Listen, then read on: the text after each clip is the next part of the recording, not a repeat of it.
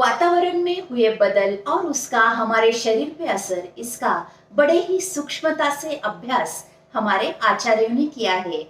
और हमारा स्वास्थ्य अच्छा रहे इसलिए कुछ हमें नियम बताए हैं। इसे ही ऋतुचर्या कहा गया है। तो आइए इस वीडियो में अभी जो ठंड का मौसम चल रहा है यानी शिशिर ऋतु, इसके बारे में हम सविस्तर चर्चा करेंगे। शिशिर ऋतु जो कि 15 दिसंबर से 15 फरवरी तक रहता है और इस ऋतु में बाहर के वातावरण में अत्यधिक ठंड होने के कारण हमारे स्किन के जो पोर्स होते हैं वो संकुचित हो जाते हैं और हमारे शरीर के अंदर ऊष्मा बढ़ने लगता है। इसकी वजह से अग्नि प्रदीप्त होता है, यानी इस सीजन में भूख ज्यादा लगती है।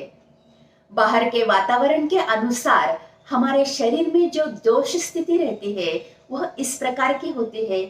अत्यधिक शीतलता के कारण शरीर में कफ जमा होने लगता है, वात भी बढ़ने लगता है और पित्त समावस्थित यानी बैलेंस रहता है।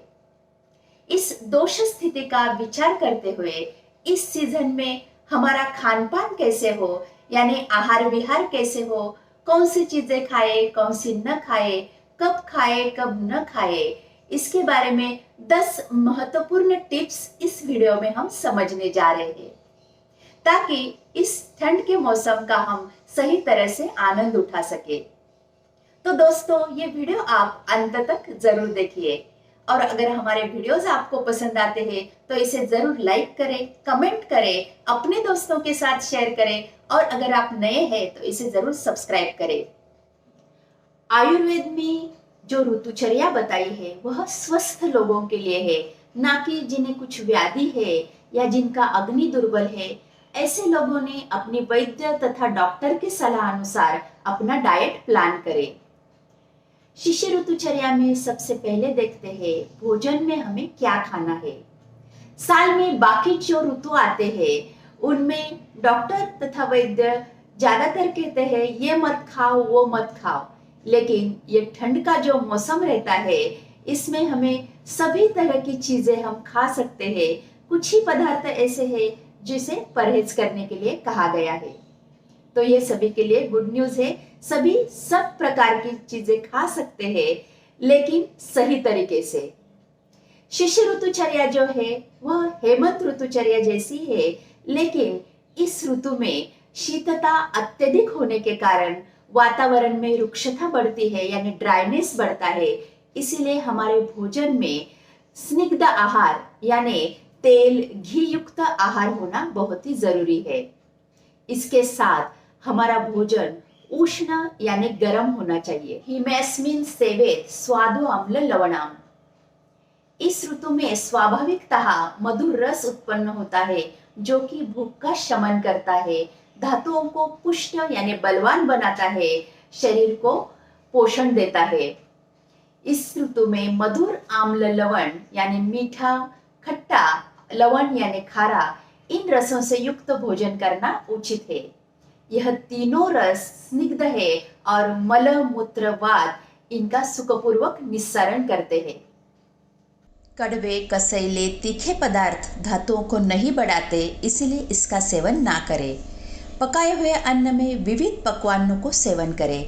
उड़द से बनाए हुए पकवान जैसे वड़े आदि, दूध से बनाए हुए पदार्थ जैसे बर्फी, पेड़ा आदि, गेहूं से बनी मीठी पूरियाँ, हलवा आदि। मांसाहारी लोग मांस रस का सेवन करें। गुड़ और गुड़ से बनाए हुए पोषक पदार्थ खाएं। इस ऋतु में अग्निबल ज्यादा होने के कारण भूख लगती है, इसीलिए खट्टे, मीठे, नमकीन स्वाद वाले पदार्थ, पचने में भारी स्निग्ध पदार्थ, गुड़ और उससे बनाए हुए आसव जैसे पोषक पदार्थ खाने पड़ते हैं। इस प्रकार का अन्न अगर न खाया जाए तो बढ़ा हुआ अग्नि और भी बढ़ता है, परिणाम स्वरूप शरीर घटकों का भक्षण करने लगता है। शरीर घटक क्षीण हो जाते हैं, देह में हल्कापन महसूस होता है, काम करने में मुश्किल होती है, उत्साह में कमी पाई जाती है और वजन धीरे धीरे कम होने लगता है। इसीलिए ऐसे पदार्थ जो पचने में जड़ यानी गुरु है, बल्य यानी जो शरीर को बल देते हैं, स्निग्ध यानी तेल घी से युक्त है, उष्ण यानी गर्म है, पुष्टिकर यानी जो शरीर का पोषण करते हैं, ऐसे पदार्थों का सेवन करें। शिशिर ऋतु में भोजन कब करें? इस ऋतु में भूख ज्यादा ही लगती है, इसलिए नियमित 2 बार और भरपूर खाना तो खाना ही है। इसके अलावा अन्य समय पर भूख लगने पर कुछ ना कुछ अवश्य खाए। भूख लगने पर दूध, मिठाइयाँ, उड़द मूंग के लड्डू, नारियल की बर्फी, गेहूं की खीर, बादाम, मुनक्का, खजूर, अखरोट, इनमें से कोई मधुर पदार्थ, उड़द के घी में तले हुए वड़े, मूंग के पकौड़ियाँ, फरसान, नमकीन, मछली, मांस के प्रकार इत्यादि स्निग्ध पदार्थ, आम्ल लवण रसात्मक पदार्थ खाए। इस ऋतु में रातें लंबी और दिन छोटे होते हैं, इससे सुबह उठने पर जोरों की भूख लगती है। तब मुंह धोना, शौचादि विधि के बाद दूध और दूध के पदार्थ, शक्कर, घी, बादाम की खीर, हलवा, उपमा लेना उत्तम लाभ देगा। अगर भूख लगने पर भी आप नहीं खाते तो पहले बताए हुए दुष्परिणाम होकर स्वास्थ्य नष्ट हो जाता है, इसीलिए भूख लगने पर अवश्य खाएं। शिशिर ऋतु में क्या न खाए? कई लोगों को भूख लगने के समय पानी पीना, चाय, कॉफी, कोल्ड ड्रिंक्स, इस तरह की चीजें लेने की खराब आदत होती है। जंक फूड, बेकरी प्रोडक्ट्स, तली भुनी हुई चीजें, होटल का खाना, इस तरह की गलत आदतों की वजह से उन्हें अजीर्ण से लेकर जलोदर तक कई असाध्य बीमारी होने की संभावना रहती है। इसीलिए पहले बताए हुए व्यंजन घर पे ही बना के खाए, ताकि जो घी, तेल हम यूज करते हैं वह अच्छा होता है, और बाहर का जो तेल होता है वह बार बार यूज किया हुआ होता है, जो कि हमारे सेहत के लिए बेहद ही हानिकारक है। भूख जब ज्यादा लगती है तो अल्प मात्रा में यानी अल्प भोजन, बहुत ही कम भोजन ना करें। इसके अलावा जैसे लघु रुक्ष अन्न का सेवन ना करें, जैसे बैंगन, चना, बिस्किट्स आदि। जल में घुले हुए सत्तू का सेवन भी ना करें। शिशिर ऋतु में यानी ठंड के मौसम में हमारा विहार कैसे हो? इस ऋतु में व्यायाम करें, अपने शक्ति के अनुसार व्यायाम करें। बहुत ज्यादा किया हुआ व्यायाम भी लाभ देने के बजाय नुकसान दे सकता है। अभ्यंग करें, यानी तिल तेल, सरसों का तेल, इस प्रकार के तेल से शरीर की मालिश करें। कच्ची धूप में बैठे 15-20 मिनट तक कच्ची धूप में बैठे, उबटन लगा के स्नान करें और स्नान करते समय उष्ण जल का उपयोग करें। दोस्तों, अभ्यंग और उद्वर्तन यानी उबटन पे हमने डिटेल वीडियो बनाए है, जिसका लिंक हमने डिस्क्रिप्शन बॉक्स में दिया हुआ है, अतः इसे आप जरूर देखिए। इसके साथ शिशिर ऋतु में भारी उलन वस्त्र परिधान करें। देश के अनुसार स्वेटर, मफलर, टोपी पहन सकते हैं। आसन, शैया के लिए गर्म रजाई का उपयोग करें। ओढ़ने के लिए भारी कंबल इस्तेमाल करें।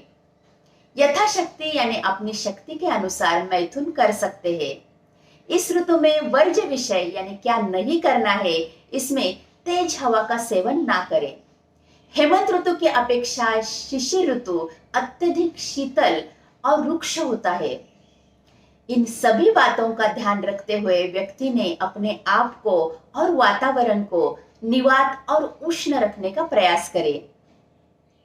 तो इस 10 महत्वपूर्ण टिप्स को आप जरूर ध्यान रखिए और इस्तेमाल करें इस ऋतु में, और इस ऋतु का आनंद ले। तो दोस्तों, आयुर्वेद के साथ स्वस्थ रहिए, मस्त रहिए, खुश रहिए। इस शुभकामना के साथ मिलते हैं अगले वीडियो में। तब तक के लिए धन्यवाद।